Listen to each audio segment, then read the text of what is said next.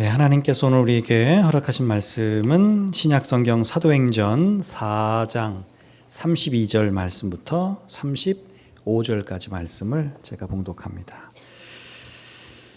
사도행전 4장 32절 말씀부터 35절까지의 말씀을 봉독하겠습니다.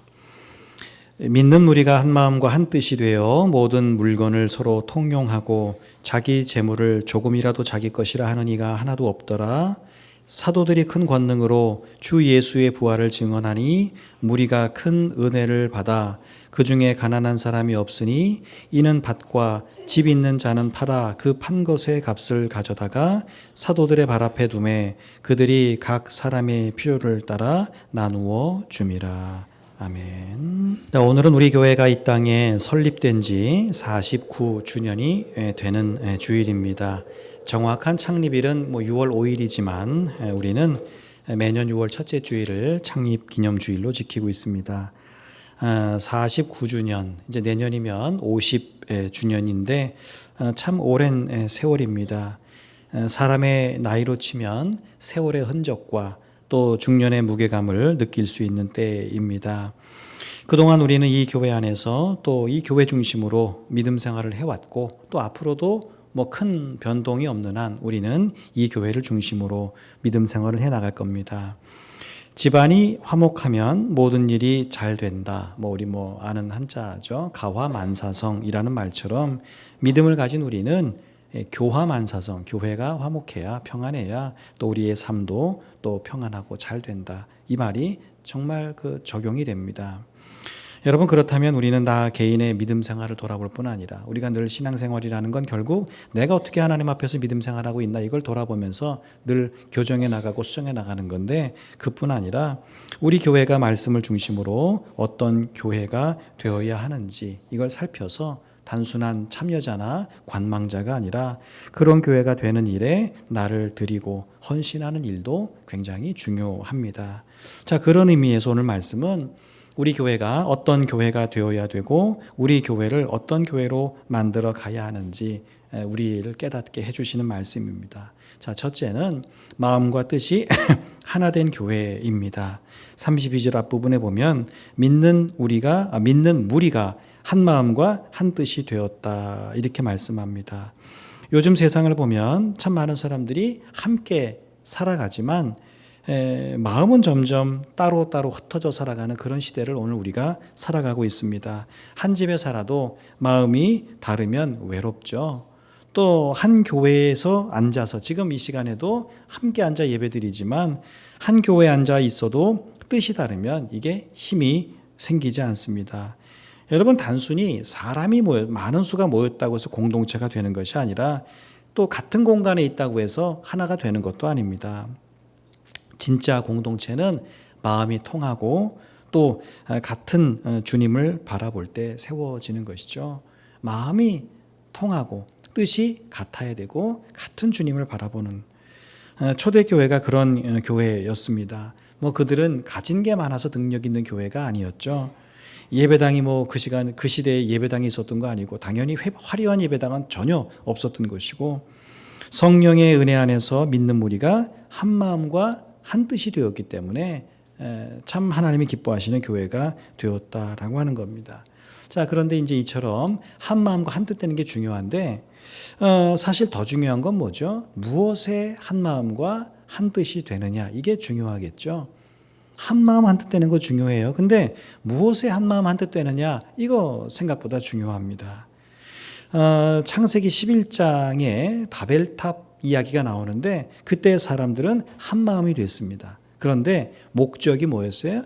자기 이름을 내는데 한 마음이었다는 거죠. 우리 이름을 내자. 거기에 모든 사람들이 마음을 모았던 겁니다. 결국 흩어졌습니다. 반면에 사도행전 2장의 오순절 성도들은 성령 안에서 하나가 됐습니다. 그들의 목적은 자기 이름이 아니었죠. 오직 예수 그리스도.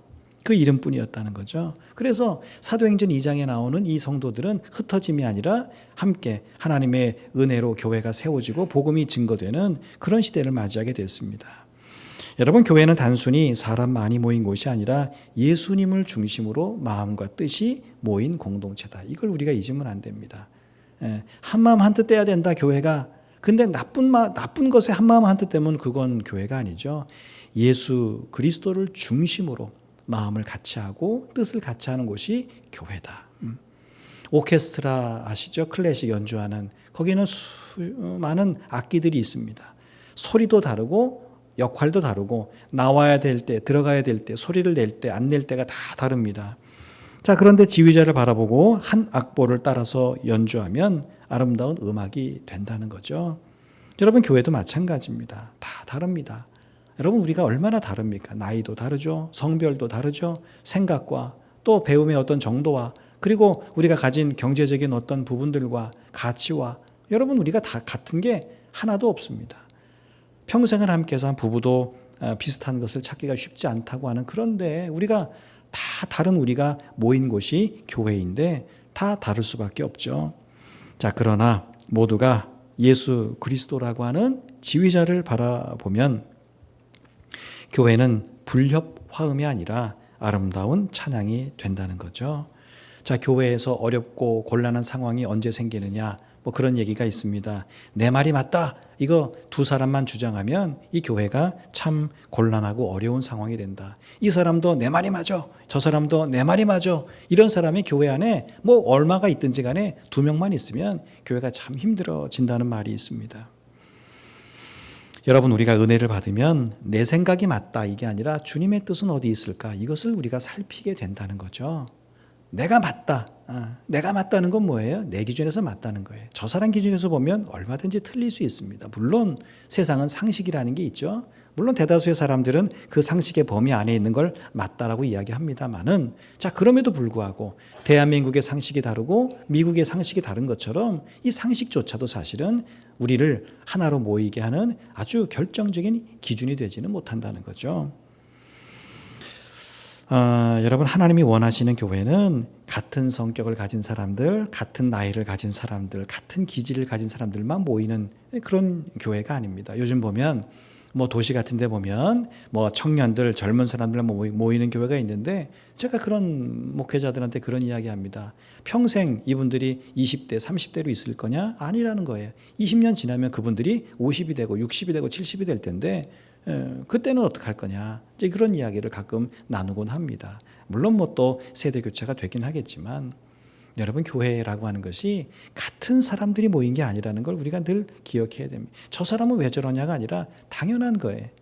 우리가 다 다른 사람들이 모여서 누구 이름으로요? 예수 그리스도의 이름으로 모여서 한 마음이 되고 한 뜻이 되는 교회. 여러분, 이걸 위해서 우리가 기도하고 수고해야 하는 것이죠. 자, 두 번째가 자기 소유를 주장하지 않는 교회입니다. 오늘 32절 뒷부분에 보면 모든 물건을 서로 통용하고 자기 재물을 조금이라도 자기 것이라 하는 이가 하나도 없더라. 창세기 13장에 보면 아브라함과 그 조카 롯이 나오는데, 이 두 조카, 그러니까 아브라함과 조카 롯이 목자들이 싸우기 시작합니다. 원래는 잘 지냈어요. 아브라함이 롯을 데리고 이렇게 오면서 롯을 어떻게 보면 챙긴 거죠. 살 수 있도록 먹고 살 수 있도록 이렇게 잘 챙겨줍니다. 근데 하나님이 복 주셔서 아브라함의 가축들도 또 롯의 가축들도 이게 자꾸 이렇게 늘어나는 거예요. 근데 지역은 한정돼 있고 그 가축을 기르려고 하다 보니까 서로 뭐 뜯는 풀이나 물 같은 거 갖고 자꾸 다툼을 일으키게 됩니다. 아브라함이 그런 이야기하죠. 먼저 선택할 수 있는 권리는 당연히 어른인 아브라함에게 있었지만 롯에게 먼저 선택권을 줍니다. 네가 좌하면 내가 우하겠고, 네가 우하면, 그러니까 네가 이쪽 땅 택하면 내가 저쪽으로 갈 거고, 네가 저쪽 땅 택하면 나는 다른 데 선택할게. 이렇게 롯에게 선택권을 주죠. 여러분, 아브라함이 땅을 소유하려고 하지 않았습니다. 여러분, 왜냐하면 자기에게 있는 모든 걸, 아브라함은 그걸 아는 거예요. 자기가 여기 올 때 12장에 보면 여기 올 때 아무것도 가진 것 없이 왔단 말이죠. 근데 지금은 이게 풍성해졌어요. 자기에게는 모든 것이 하나님의 것이다 라고 하는 걸 믿었고요. 또 하나는 뭘 믿어요? 하나님의 약속을 믿었기 때문입니다. 여러분, 오늘날 세상은 소유를 굉장히 중요하게 생각하죠. 주장합니다. 그래서 소유가 없으면 굉장히 불안하고 두렵고 이렇게 불안하게 느끼도록 만듭니다. 여러분, 하지만 믿음이 있는 사람은 움켜쥐지 않아도 불안하지 않다. 왜냐하면 하나님의 약속을 믿기 때문이라는 거예요. 여러분, 자기 소유를 주장하지 않는 사람이 가난해서가 아닙니다. 하나님이 나의 공급자이심을 믿기 때문에 우리는 소유를 주장하지 않는 것입니다. 여러분, 손을 이렇게 물이 있습니다. 물을 이렇게 담으려면 손을 이렇게 펼쳐서 이렇게 담아야 되죠. 물을 움켜쥔다고 해서 물을 잡을 수 있는 건 아닙니다. 오히려 다 손가락 사이로 흘러나가는 것이죠. 이런 물질이라고 하는 것 우리 다 알잖아요. 내 것이라고 꽉 쥐면 그게 다 이 손가락 사이로 물이 빠져나가듯이 그렇게 움켜쥐면 더 생기는 게 아니라 사라지는 게 물질이라고 하는 것, 우리가 이미 어떻게 보면 상식처럼 알고 있습니다. 그러나 하나님 앞에서 우리의 손을 펴면 그 손이 나누는 손이 되고 동시에 하나님께서 내게 주시는 걸 받을 수 있는, 채울 수 있는 손이 된다라고 하는 것이죠. 여러분, 교회는 모든 것을 내 것이라고 말하는 곳이 아니라 각자의 내 것이 모여서 교회는 뭐예요? 우리의 것이 된 것이고요. 또 이 모든 것이 하나님의 소유임을 고백하는 곳이 교회라고 하는 것입니다. 우리 안에는 누가 들어있어요? 내가 들어있잖아요.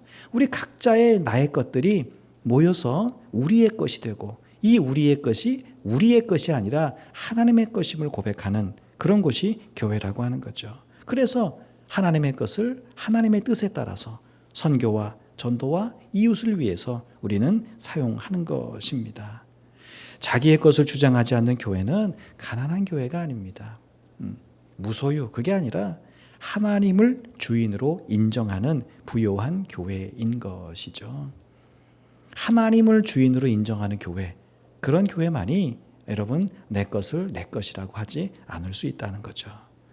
자, 세 번째, 어떤 교회가 돼야 되냐? 주 예수의 부활을 증언하여 은혜를 선포하는 교회다. 오늘 33절에 보면 그랬습니다. 사도들이 큰 권능으로 주 예수의 부활을 증언하니 무리가 큰 은혜를 받았다. 자, 누가복음 24장에 보면 예수님이 십자가에서 죽으신 후에 두 제자가 낙심해서 엠마오로 내려가고 있었습니다. 그들의 발길은 무거웠고 마음은 아주 비참했죠. 자, 그런데 부활하신 예수님이 그들에게 찾아가셔서 길가에서 그들을 만나 주시고 또 그들이 말씀을 듣고 떡을 떼는 가운데 눈이 열리게 되죠. 아, 예수님 발견한 다음에 다시 예루살렘으로 돌아갑니다. 자, 부활하신 예수님 만나기 전에 그들은 어땠어요? 도망하는 사람들이었습니다. 근데 부활하신 예수님 만나니까 그들이 복음을 증언하는 사람이 됐습니다. 여러분, 교회는 구제도 할 수 있고 누군가를 도울 수도 있고 또 이 지역을 이롭게 할 수도 있습니다. 그러나 교회가 세상에 줄 수 있는 가장 큰 은혜가 뭐예요?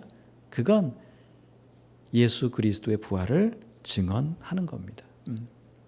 부활하신 예수님을 증언하는 거. 여러분, 왜냐하면 그 증언에 구원이 있기 때문에 그러합니다. 여러분, 우리가 세상 가운데 많은 걸 줄 수 있어요.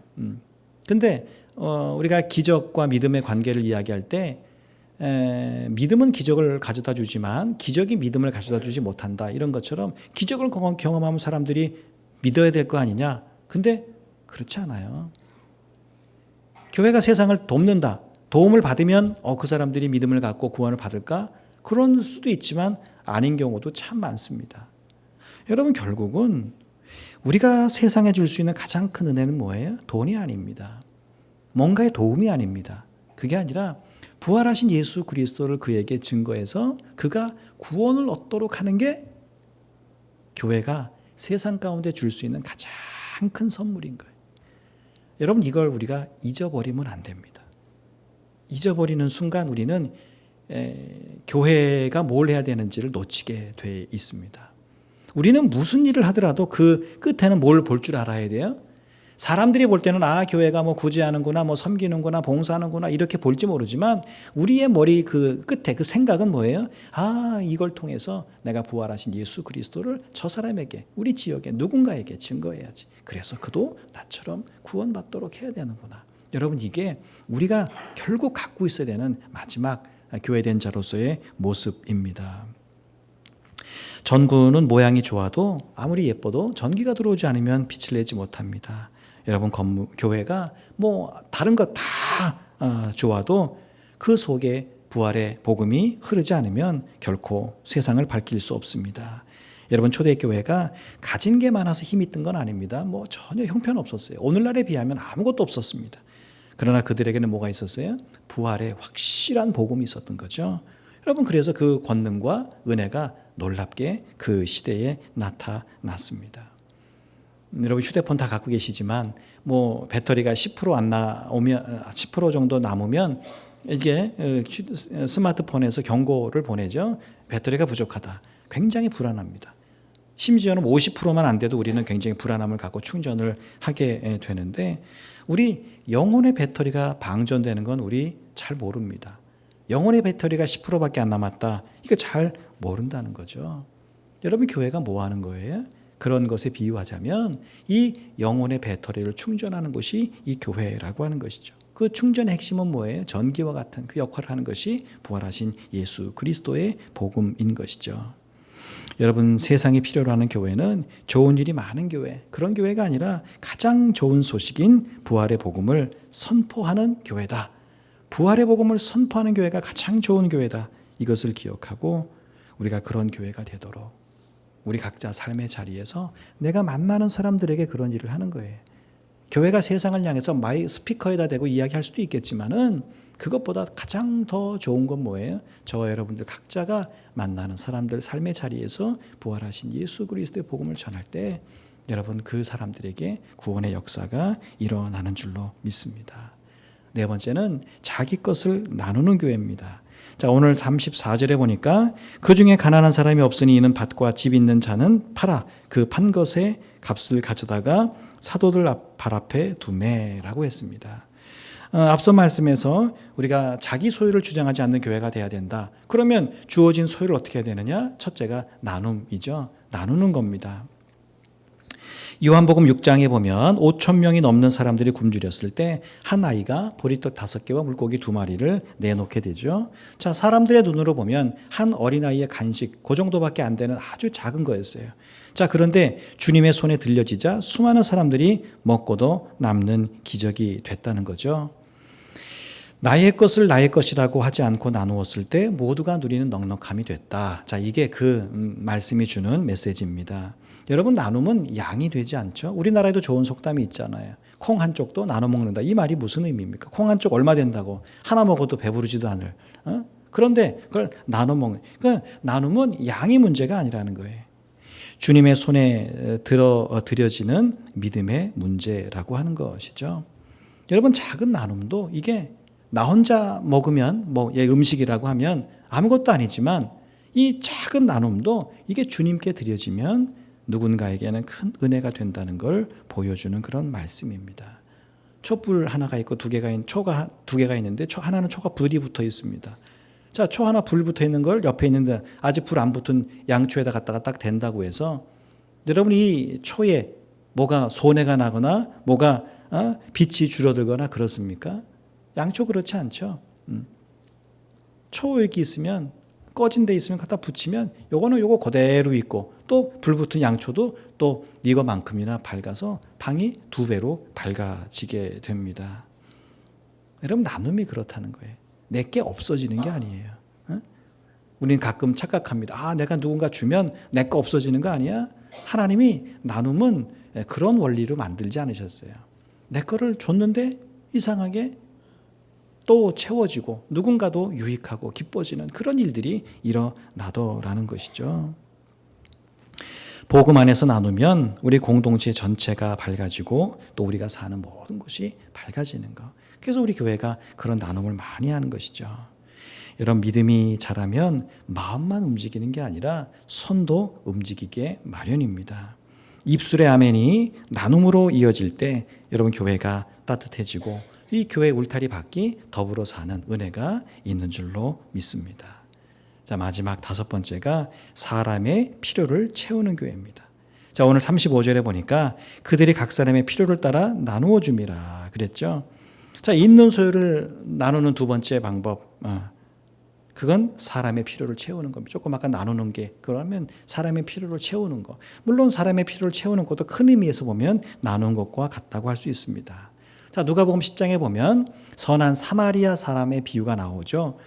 자, 강도 만난 사람이 길가에 쓰러져 있습니다. 제사장도 지나가고 레위인도 지나갔습니다. 그런데 사마리아인은 그 지나가지 않았다. 그 사람의 필요를 봤다는 거죠. 아, 저 사람에게 지금 뭐가 필요할까? 당장 치료가 필요하겠구나. 나의 도움이 필요하겠구나. 그 사람을 가서 일단 응급처치를 하고 그를 주막으로 데려가서 그를 거기에 맡겨서 좀 더 전문적인 치료를 받게 하고 끝까지 회복될 때까지의 비용을 지불하고 뭐 이런 일들을 하게 됩니다.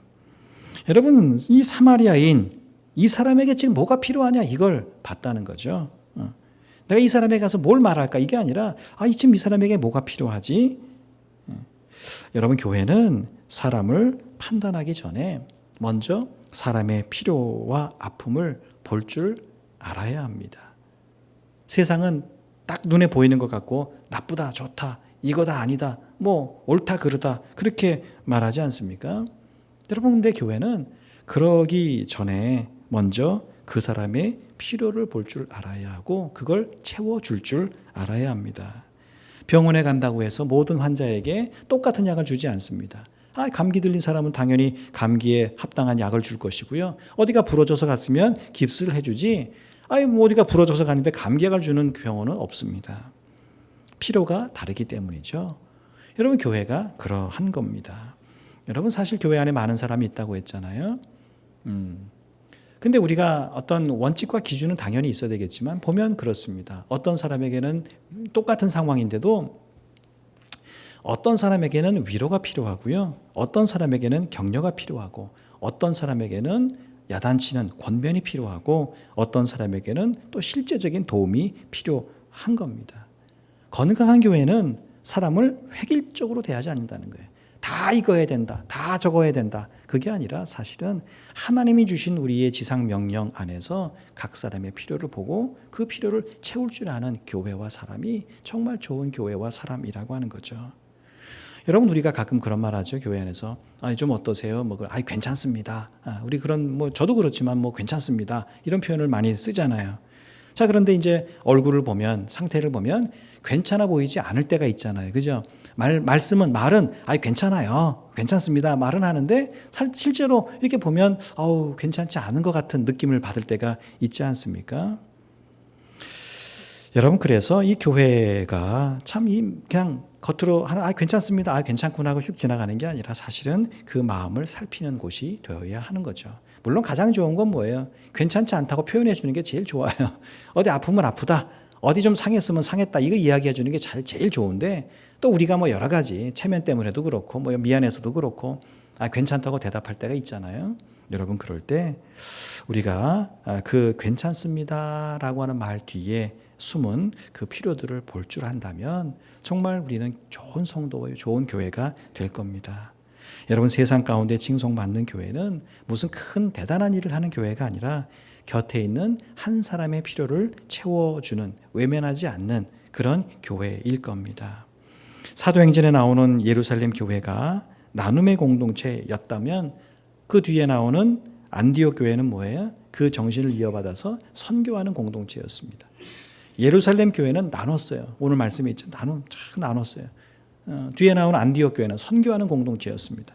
근데 사도행전 11장에 보니까 이 예루살렘 교회가 나누다가 어느 날 어려움에 처하게 됩니다. 그럴 때 이 선교하는 공동체였는데 안디옥 교회는 이 공동체가 이 예루살렘 교회를 향해서 뭔가 재정적인 도움을 주게 되죠. 여러분, 이건 사도행전 4장에 나오는 이 예루살렘 교회의 정신이 또 사도행전 11장까지 이어진 것을 볼 수 있습니다. 서로 먼 지역에 있어요. 그리고 어떻게 보면 예루살렘 교회는 유대인 교회고 안디옥 교회는 이방인 교회라고도 할 수 있는데 나몰라라 하지 않았습니다. 그렇게 부조를 보낼 때는 안디옥 교회가 형편이 좀 나았던 것 같아요. 우리만 잘 지내면 되지. 우리만 잘 살면 되지. 니네가 알아서 해. 이게 아니라 예루살렘 교회가 어렵다는 소식을 듣고 이 안디옥 교회가 비록 선교하는 이방인 공동체였지만 자기들의 것들을 이 예루살렘 교회를 위해서 함께 나눴다라고 하는 거죠. 왜? 지금 저 교회가 당장의 재정적인 필요가 있다고 여겼기 때문에 그런 거죠. 흘려보낸 겁니다. 여러분, 하나님이 원하시는 교회는 말만 많은 교회가 아닙니다. 물론 기본적으로 우리는 정말 아까 교화만사성이라는 말처럼 우리끼리 화목하게 잘 지내야 되지만 거기에만 만족하면 안 됩니다. 당연히 그건 기본으로 우리가 우리 안에서 화목하고 우리끼리 즐거워야 되고 우리끼리 행복해야 되고 우리끼리 좋아야 되지만 거기에 머무는 것이 아니라 우리 교회 안에서 마음과 뜻이 하나 된 교회, 내 것을 하나님의 것으로 늘 고백하는 교회, 부활의 복음을 힘있게 증거하는 교회, 또 자기의 것을 기쁨으로 나누는 교회, 사람의 필요를 따라서 섬기는 교회. 여러분, 그런 교회가 될 때 세상 가운데 칭송을 받게 되고 사람들이 그런 교회를 통해서 하나님의 사랑을 느끼게 되는 것이죠. 자, 그럴 때 세상이 교회를 바라보면서 그런 이야기 합니다. 아, 저곳에 하나님의 은혜가 있구나. 아, 저 교회가 정말 우리가 필요로 하는 교회구나. 우리 동네에 후포중앙교회가 있어서 참 좋구나. 여러분, 이런 마음들이, 우리 교회는 철저하게 로컬, 지역 교회잖아요. 뭐 도시에 있는 교회야 뭐 여러 곳에서 오지만 우리는 뭐 이 후포면 중심으로, 울진군 중심으로 있는 철저한 지역 교회입니다. 그래서 여러분, 우리는 세상에 자랑하고자 함이 아닙니다. 우리는 교회가 욕을 먹으면 우리는 하나님이 욕 먹게 돼 있어요. 저와 여러분들이 세상 가운데서 우리 성도가 욕 먹으면 하나님의 이름에 먹칠을 하는 거나 마찬가지입니다. 여러분, 한 사람의 영혼을 구원하는 일이 얼마나 어렵습니까?